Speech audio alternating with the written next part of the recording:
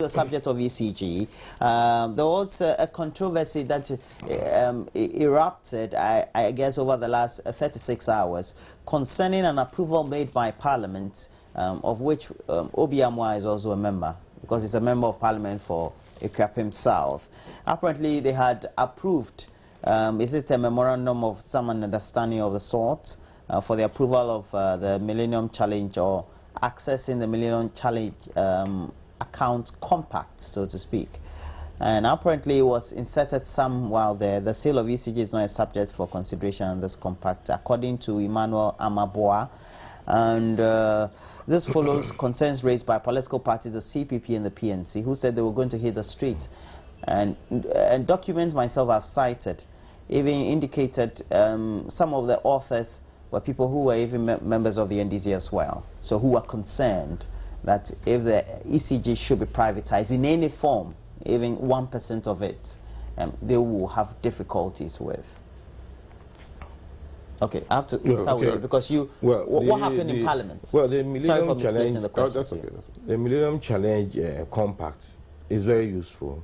This is the second one. The first one started in 2007, ended 2012. It was mainly investment in agriculture, access roads, etc.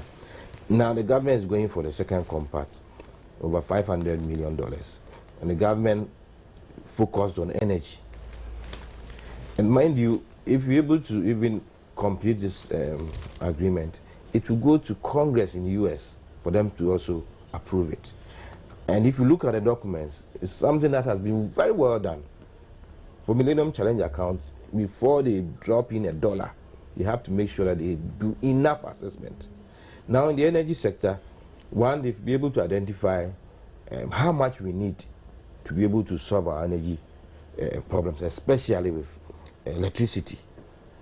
And then the 500 or so that they are bringing in is just a small part of it. Government will have to put in. And then the major issue which has come up is that...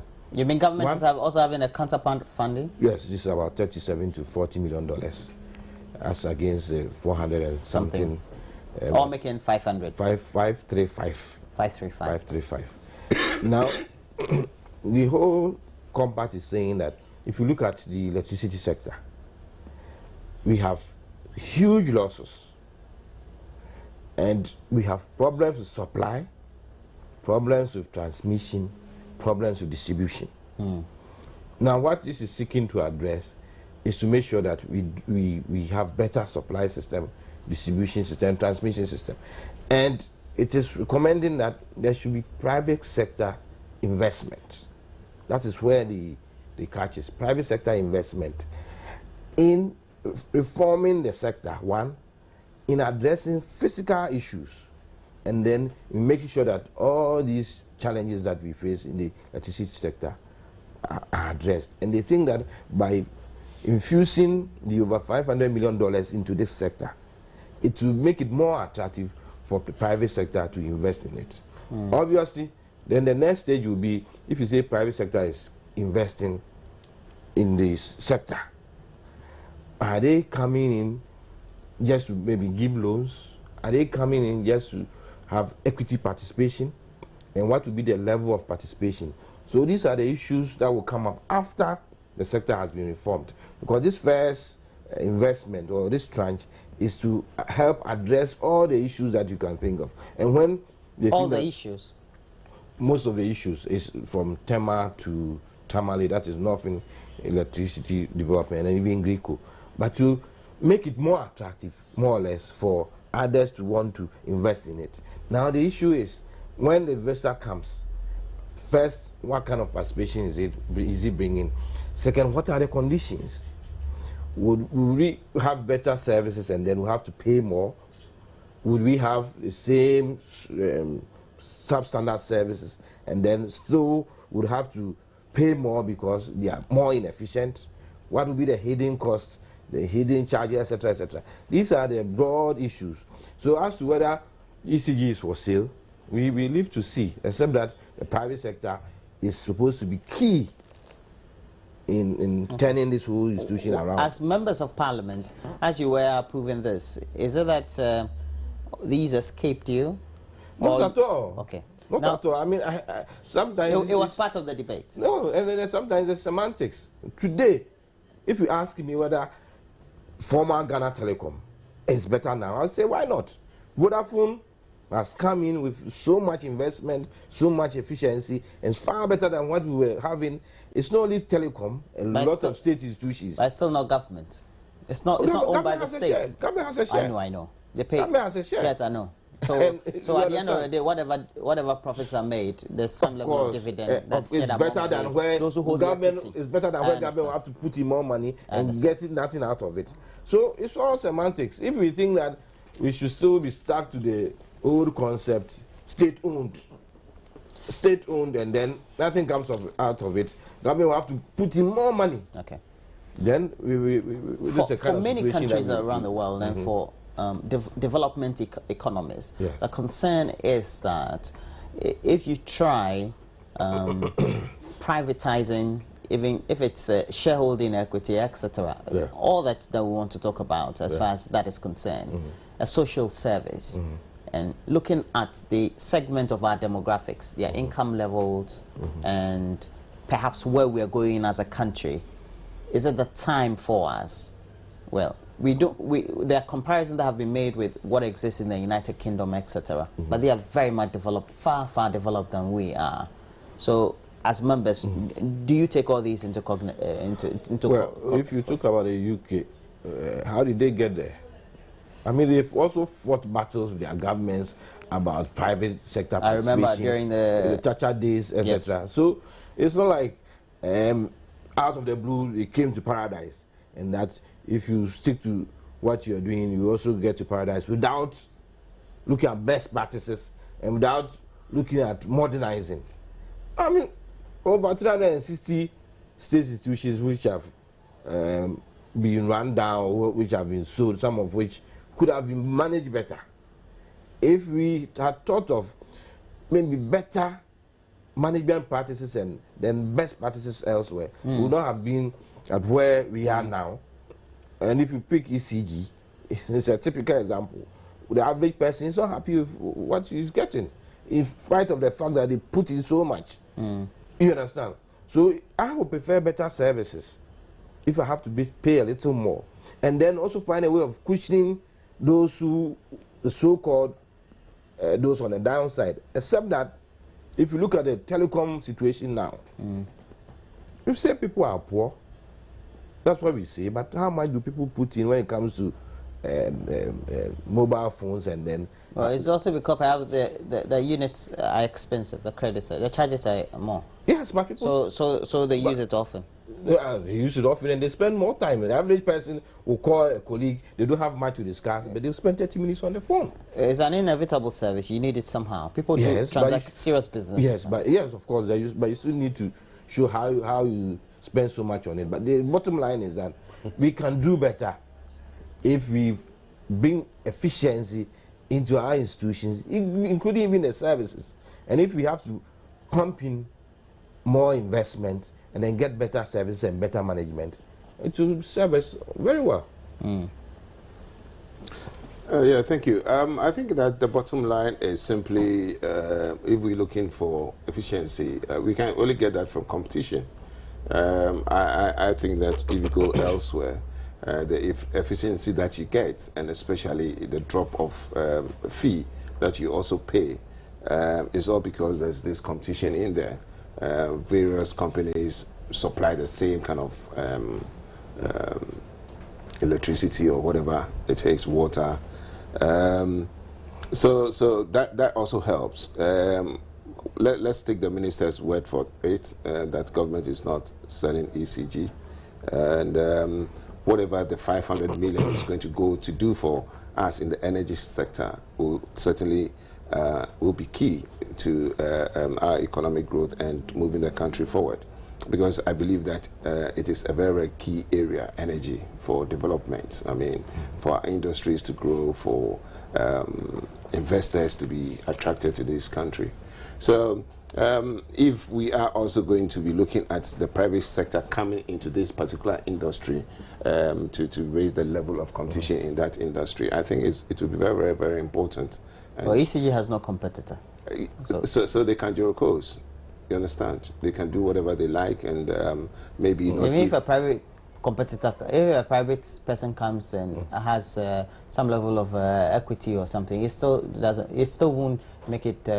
No, company I mean, that has a competitor. You see, you were talking about it's the a UK. monopoly, really. Then that because it's a state-run institution. No, but what I'm trying to say is that we have to find a way of encouraging others to also supply electricity. So you and I could be free, or we could have choice. And that is what is going to bring about competition. I mean, when you go to various countries, and that is what you get. I mean, in the UK, EDF, I think, is a French kind of company, but then they supply, what, about 30% of the whole country with electricity. You have others. You see, that sort of competition will certainly bring about efficiency, and will also address prices. So at the end of the day, I think we should also look at an atmosphere where we can encourage other people to supply electricity, other and the concerns being raised by water, being raised by perhaps sections of civil society, and also I mentioned two political parties, the PNC and then the CPP. You think those are misplaced concerns? That they feel that this could eventually lead to some privatization, so to speak, in many forms. I mean, privatization is not a bad thing. I mean, privatization saw a whole change in the U.S. and the United Kingdom and Germany. It's not capitalism is good. Yeah, it's not by a bad concept. By the end of the day, just in recent times, they needed bailouts from the state. So at the end of the day, it got to show many tourists and also very astute development economies that the state is still critical in many respects. Oh yeah, the state is critical. I mean, and if you, like, you're talking about bailouts wherever it is in the U.S., Germany, UK, and stuff like that, it tells you that the what do you say? Nowhere cool. You understand? Nowhere cool. Now, what is happening in this country and the assurances that is being given to us by the leadership, and especially the steps that are being taken, they are all steps to give us hope. And I believe that, like, even the Bible is saying that the tree has hope when it rains.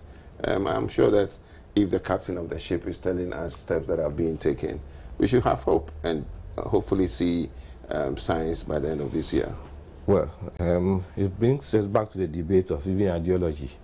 Social democracy and privatization, whether they go hand in hand.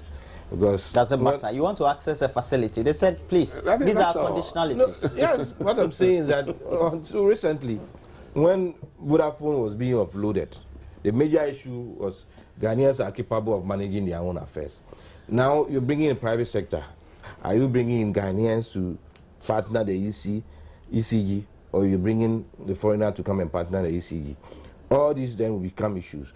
So the ideologues, of course, will say that if it's privatization, either 10% or 15%, we don't want it. We want 100% government owned. Others, the liberals, will say that why not? If we can inject competition, efficiency, etc., into the business for us to feel comfortable, we go for it. So it even comes back to ideology. That's where the PNC and CPP are coming from. That which of them are you comfortable with? Well, it's a huge challenge. A huge challenge is that in Africa and maybe in the third world, the conditions are really not the same. You cannot say that you're going full hog for privatization, because the experience we've even had with privatization has not been too comfortable. I mean, you can get pockets. The precedents are not good because Ghana water. Yeah, because one, we don't even take the trouble to do it well. Two, there's cronyism. You're looking for who they know to sell the asset to.